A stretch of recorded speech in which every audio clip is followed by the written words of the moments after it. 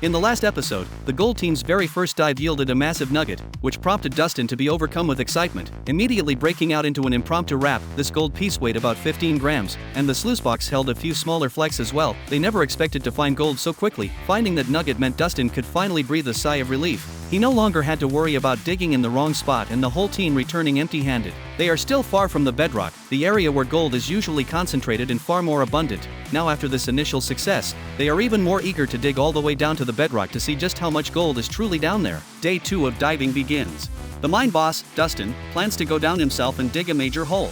However, the massive snowmelt from last winter has caused the rapids to surge to 3 times their normal flow. Because of this, every diver must be secured with a safety line to prevent the current from sweeping them over the 24-meter-high waterfall downstream. Submerged, Dustin uses a 15-centimeter suction hose to move the gravel and sediment up to the gold dredge on the surface. The heavy gold will then settle in the sluice box. His dive assistant, James, is responsible for Dustin's safety. Moments later, James spots the suction hose about to crash down on Dustin and immediately calls an emergency stop to the dive, pulling Dustin up to the surface. The current was so powerful that it snapped one of the ropes securing the hose, causing the pipe to smash right into the path Dustin was digging. The shortest dive in history is over. They now have to figure out a way to slow the water flow before they can dive again safely. The team decides to build a makeshift dam using a 6-meter-long timber beam and a pile of massive boulders. This should slow the current enough to ensure safe diving operations. Wes uses a grappling hook to secure the wooden plank into position. Carlos fights the torrent to get to the center, preparing to move the giant rocks. At this point, he is only a few meters from disaster, with the 24-meter waterfall waiting just downstream. After clipping on his safety line, Dustin sends him a basket loaded with rocks. The moment he takes hold,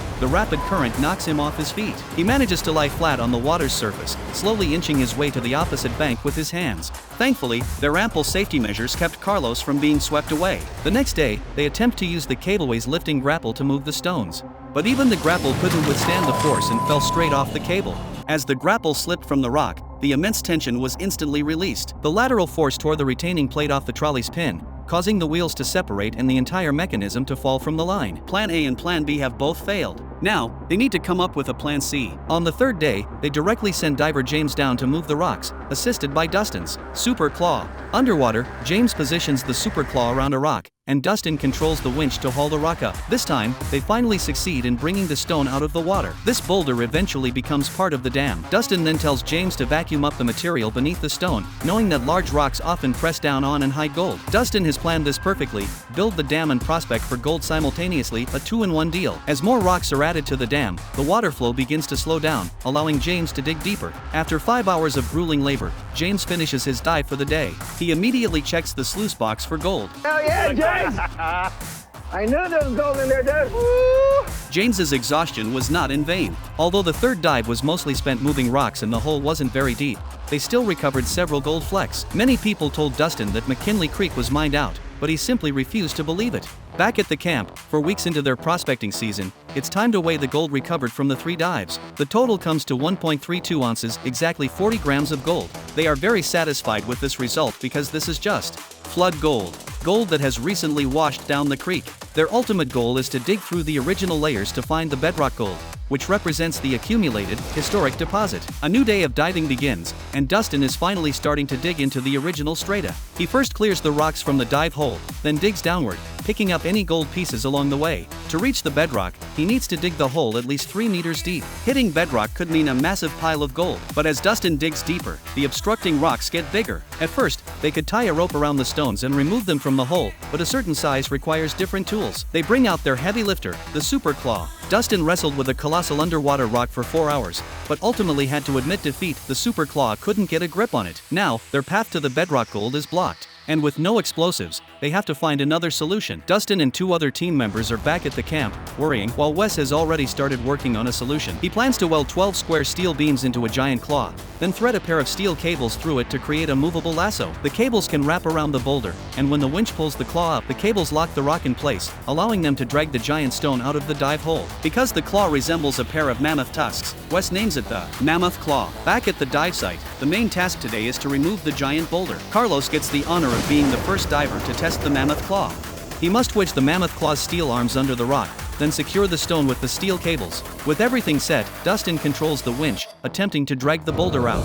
The rock shifts slightly, and then the entire mammoth claw snaps up into the air. Dustin loses all confidence, but the only hope of opening the path to the bedrock gold is Wes's custom-built mammoth claw. Carlos makes a second attempt. See if we can move it. All right, here we go. Here we go, we're pulling. Okay. Now it's moving. Let that movement. Let that movement. It's going. Yeah, it's going. All right. All right, here we go. There it goes. There it goes. There it goes. Woo! Wes! We're going to drag it. Holy, Look at that look rock! at the size of that boulder! Holy! It's changing the whole current! Moving this one rock caused the water level to drop, exposing the material underneath it. This material has been compressed by the rock for thousands of years.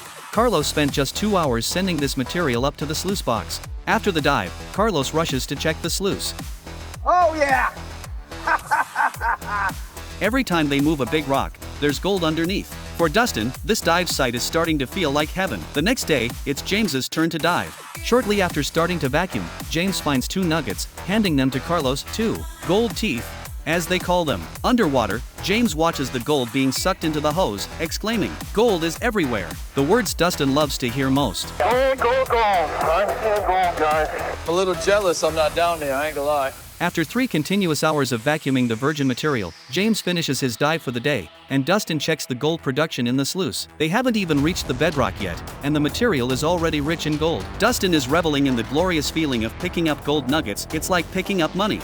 Each nugget is worth hundreds of dollars. They've recovered this much gold in a single day. They anticipate that when the dive hole reaches 3 to 4 meters deep, they will hit the big score. Now, we're gonna go pick it up and put it in our bank accounts.